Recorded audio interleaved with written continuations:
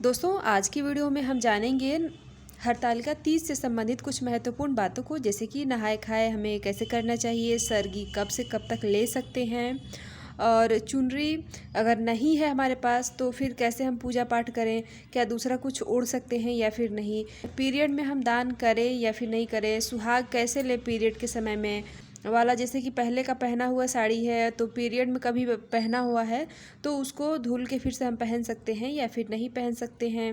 इसी तरह के कुछ महत्वपूर्ण बातों को जानेंगे इस वीडियो में। तो चलिए दोस्तों, बने रहे आप हमारे साथ इस वीडियो के अंत तक और इस वीडियो को हम शुरू करते हैं। तो देखिए दोस्तों, सबसे पहला अगर हम बात करें व्रत की, तो व्रत तो आपको पता ही है कि इससे संबंधित कई सारी वीडियो चैनल पे जा चुकी हैं।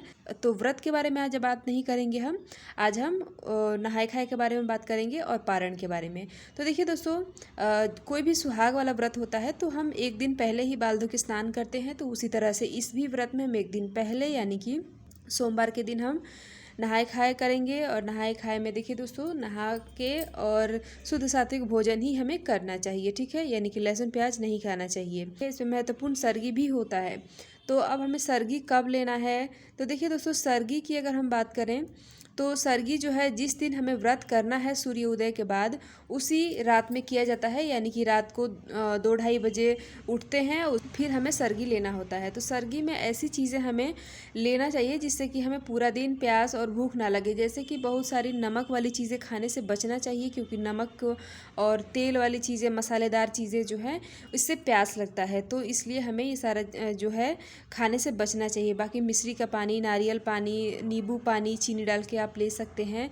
इस तरह की चीज़ें ली जाती है जिससे कि हमें प्यास ना लगे और पूरे दिन भर हमें जो है मन जो है थोड़ा सा ठीक रहे।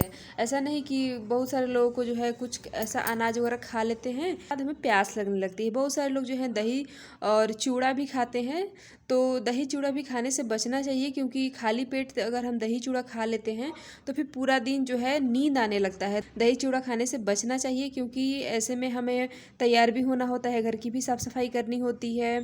बाकी मतलब बहुत सारे लोग जो हैं पूजा वगैरह मंदिर में जाके भी करते हैं। तो इस तरह की चीज़ें हमें खाने से बचना चाहिए, ठीक है। और सरगी का समय होता है मतलब जैसे कि मैंने बताया 2 बजे के बाद आप उठ के कर सकते हैं। बिल्कुल 4-5 ना बजने दें, क्योंकि 4 बजे से तो सुबह ही हो जाता है। तो 4 बजे के पहले आप कोशिश करें सरगी लेने का, ठीक है। दान हमें कब करना चाहिए, तो बहुत सारे लोग जो हैं वो व्रत के दिन का दान करते हैं, बहुत सारे लोग जो है पारण के दिन दान करते हैं। तो अपने घर में एक बार पूछ ले बड़ों से कैसे किया जाता है। बाकी अधिकतर जगह पे जो है पारण के दिन दान किया जाता है, यानी कि दान करके फिर हम पारण करते हैं, ठीक है। अब है कि देखिए दवा लेना है तो कैसे लें, तो देखिए अगर मतलब बहुत ज़रूरी है तो दवा आपको लेना ही पड़ता है।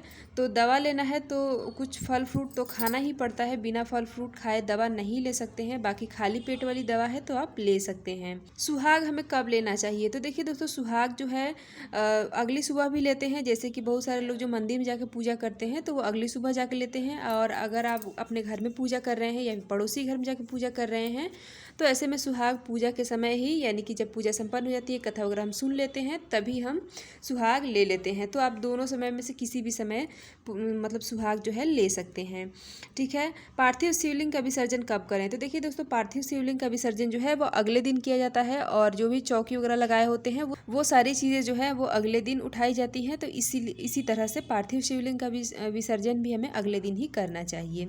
अब दोस्तों, क्या हम सुबह में स्नान कर लिए हैं तो शाम को पूजा करने के लिए फिर से दोबारा से स्नान करना ज़रूरी है, तो जी नहीं, बिल्कुल भी नहीं। आप सुबह में स्नान किए हैं तो शाम को नहाने की ज़रूरत बिल्कुल भी नहीं है। मायके गए हैं व्रत उठाने के लिए और मायके में जो है बच्चे का जन्म हुआ है, सूतक हुआ है, तो क्या हमें व्रत करना चाहिए या नहीं, तो जी बिल्कुल आप कर सकते हैं, क्योंकि आपकी शादी हो गई है। तो आप मायके में क्या हो रहा है इससे आपको ज़्यादा मतलब नहीं होना चाहिए। बाकी सूतक लगा है तो अपने मायके में भी मतलब गए हैं तो वहाँ पे उठा सकते हैं। चुनरी नहीं है तो क्या करें, तो देखिए दोस्तों, चुनरी अगर नहीं है आपकी शादी वाली तो आप चाहें तो अभी भी समय है, आप मंगवा सकते हैं या फिर ऑफलाइन जाके ख़रीद भी सकते हैं। और अगर नहीं है तो अगर आपके पास जो है पूजा करते समय कोई लाल पीला दुपट्टा हो तो वो भी ओढ़ के पूजा कर सकते हैं। पीरियड में सुहाग लें या नहीं, तो नहीं, पीरियड में सुहाग नहीं लिया जाता है। उसी तरह से पीरियड में हमें दान भी नहीं करना चाहिए। अब है कि अगर मान पड़ गया, जैसे कि बहुत सारे लोगों का जो है उस दिन मान भी पड़ जाएगा, तो क्या व्रत उठा सकते हैं या नहीं, तो जी बिल्कुल व्रत में नहीं लिया जाता है। इसमें यात्रा वगैरह में जो है मान को देखा जाता है, मान मान्य होता है। और जो है कोई नया चीज़, नया वस्तु जो है उसका उपयोग करने से पहले हमें मान जो है मनाया जाता है। बाकी व्रत में नहीं लिया जाता है। अगर मंगलवार के दिन व्रत के दिन मान पड़ गया है तो कोई दिक्कत नहीं है, मान में भी आप व्रत उठा सकते हैं। अब है कि पीरियड वाला साड़ी या चुनरी है तो किस तरह से हम पूजा करें। तो देखिए, पीरियड वाला है तो आप धो लीजिए अगर धोने लायक है तो। बाकी अगर धोने लायक नहीं है तो आप गंगा जल छिड़क के फिर उससे पूजा पाठ कर सकते हैं। अब देखिए दोस्तों, पीरियड वाला जो बाल है वो क्या हम मंगलवार को धो सकते हैं या फिर नहीं। तो देखिए दोस्तों, वैसे तो सुहाग वाला व्रत में हमें बाल धो के स्नान नहीं करना चाहिए, एक दिन पहले ही कर लेना चाहिए।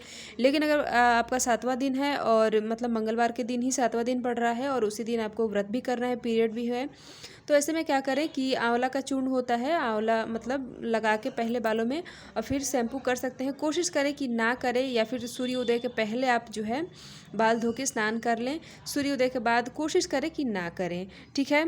हरतालिका तीज से संबंधित कुछ महत्वपूर्ण बातें। बाकी पारण जो है अगले दिन किया जाता है, अगले दिन होगा। अगर पारण का समय है सुबह में 5:40 से लेकर 7:05 तक का जो समय है वो है पारण का समय।